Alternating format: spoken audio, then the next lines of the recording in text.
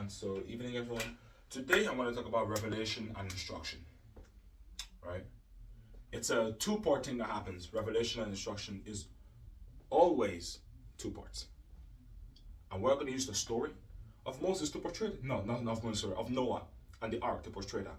Noah is revealed to the Lord about the flood that's coming, about the punishment that's coming, right? About the judgment, how the fact that the Lord is going to judge the earth with the flood. And then he's instructed to build an ark. Now, here's the things that Noah did not do. One, Noah did not doubt. Noah acted in faith. He walked by faith, not by sight. He built this entire ark without seeing a single drop of rain. And he stood firm in his faith. And it was him and plenty of other people that also stood firm, because he didn't think I had to build the ark by himself. It was him and a bunch of other individuals, right, that came together and they were all walking in faith that the Lord said this was going to happen. Therefore, we need to follow his instruction. That's the first thing that he didn't do. He didn't doubt. The second thing is disobedience. Noah was obedient to the Lord. And that's the two things we're touching on: doubt and obedience and disobedience, right? So, first things first, what is doubt? Doubt is essentially telling to God, yo, I'm not sure about what you're saying here, I know you're calling me into ministry at the moment, but I'm not sure. I'm not sure if that's what I want to do. I'm not sure if I want to listen to that. Doubt is stopping yourself from going into the calling that God has given you because you are unsure because of any other circumstances or reasons. And this doesn't just happen by itself. There's a compilation of things that happen. For example, you have people that are called to step into ministry by the Lord, but at the same time, there's a really good business opportunity that pops up at the same time. These things are not a coincidence. The moment that they're called into ministry, that's when all hell breaks loose, or that's when a superb opportunity, a once-in-a-lifetime opportunity, steps up as well. And now they're faced with the decision of, do I follow the Lord or do I doubt and go into disobedience? And so those are two things Noah doesn't do. Now, here's the things that Noah does do, though. After his revelation, he follows the instruction that was given unto him. You're going to understand in your life. You pray that the Lord reveals these things to you day and night. Lord, reveal yourself to me. Lord, reveal this to me. Lord, reveal that to me. But you're going to understand, as the Lord is revealing these things to you, he also gives you an instruction on what to do with the revelation. When you pray or when you read your Bible and the revelation comes onto you, there's instruction that comes with that revelation. Don't just sit there and let it be washed away by your thoughts. Write it down. Do something with that knowledge that the Lord has given you. Do something with the knowledge that the Lord has given you. Go and spread that knowledge. Go and tell others about what's happening. Revelation and instruction. Obedience is also one of the big things in the Bible. Big themes in the Bible. Obedience. Even when it doesn't make sense.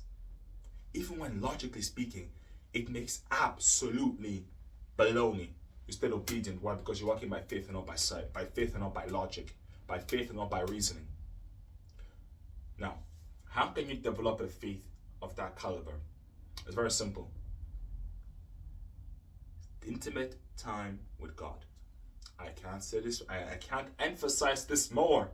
You want to develop a faith with Christ that's going to last throughout this lifetime? Develop an intimate relationship with him. Become one with Christ, basically. Every day. Pray every day. Read your Bible every day. Make intentional time. Get this. Don't just fit Christ into your program as you're checking off boxes throughout the day, but make intentional time to spend with him. Because remember, you're in a relationship with Christ here. How would you feel if in your marriage, your wife puts time with you in this checkbox, and when she's spending time with you, so her mind isn't really there, she's just doing it to check it off the checkbox, rushing through check, and then jumping into her bed with her phone to go to like scroll or whatever.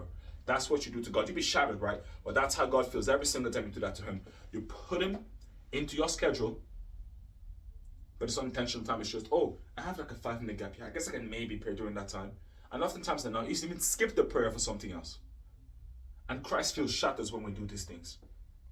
So please, understand that. Understand that you're in an active relationship with Christ. Now you want to build that intimate relationship with him so that you can walk by faith and not by sight. Now, here's a little exercise I encourage everyone for this video to do if you want to build that relationship with Christ. I encourage you guys to fast and to pray.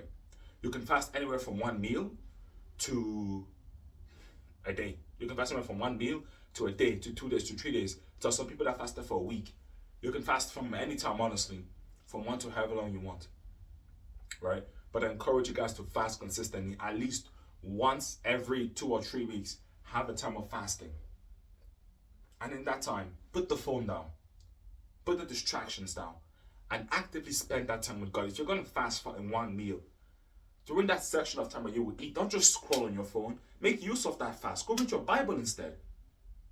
There's no point of fasting if you're going to scroll on your phone.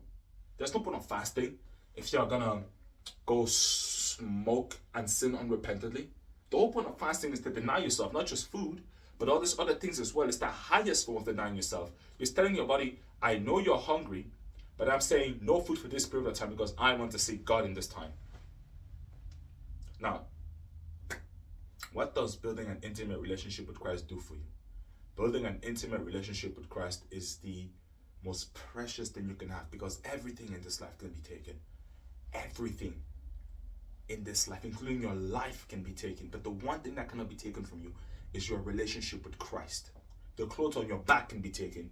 Your money can be taken from you. You can be killed.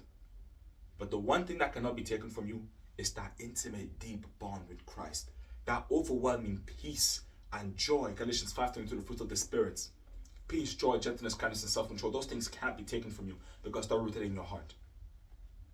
So understand that and walk about having faith and not sight. Understand that after the Lord reveals to you something, there's most definitely instruction that's coming after. And if you want to follow the revelation and the instruction, you need that intimate relationship with Christ by intentionally spending time with Him. Have a blessed day, everyone. Talk to you soon.